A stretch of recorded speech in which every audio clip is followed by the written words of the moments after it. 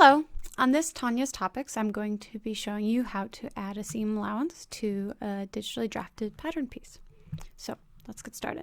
I have my pattern piece here in Inkscape, and I'm going to click on it to select it.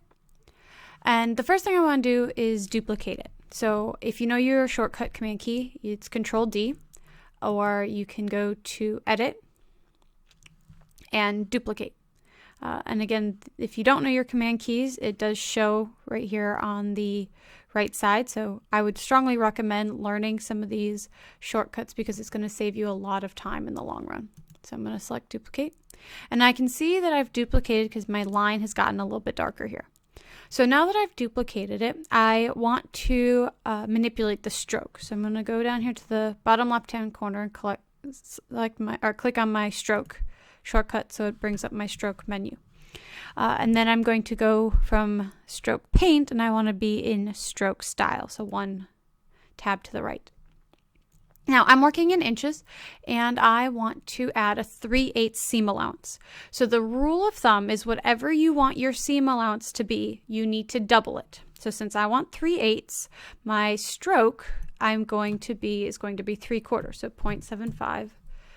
Hit enter, and now I have my stroke of 3/4 of an inch.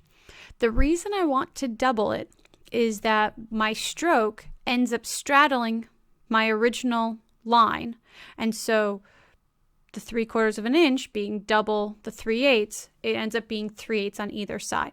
So for example, let's say I wanted it to be a 1/4 inch seam allowance, I would double that to do a 1/2 inch stroke. Or if you were working in millimeters, for example, if you wanted a 10 millimeter seam allowance, you would double that as your stroke for 20 millimeters. So that's the rule of thumb. Whatever your seam allowance you want, simply double that for your stroke.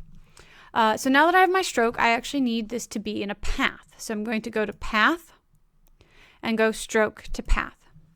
So now this will allow me to work with my original pattern piece, which was also a path.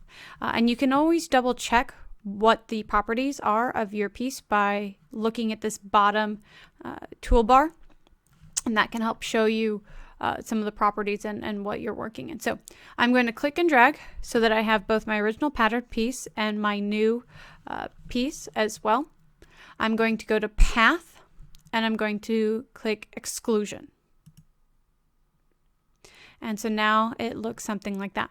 So this looks a little confusing at first. The innermost piece and the outermost piece represent the width of my 3/4. And so my middle line, my middle piece, is actually my original pattern piece. Now this is one entity, if you will. And so what I need to do is I need to break it apart. So I'm going to go back to Path and I'm going to come down here to Break Apart. And now you can see I have 3 boxes, one for each of my items. Now I don't actually really care about my innermost piece. It's the outermost piece that's my seam allowance. So I am going to select my innermost piece, either selecting, or if Inkscape's being a little cranky, can select and drag. And I'm going to delete that. And so now I have my 3/8 seam allowance for my pattern piece. Now this is still 2 separate items. So if you want to be able to move it around as one entity, simply again select both pieces or click and drag, and now we want to group them. So we go to Object and Group. And so what this does is it groups both of these components so you can move it as a single entity. Now if you end up wanting to manipulate, I'll go back to your original pattern piece and decide, okay, I want to change it instead to be a 1/4 inch seam allowance or something like that. You need to ungroup. And so that's where you again go to Object, Ungroup, or your command short keys for Shift Control G to ungroup, or if you're grouping it, Control G.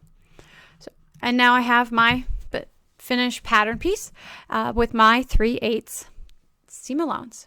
If you have any questions, feel free to drop me a comment below and I will try to answer anything that you have.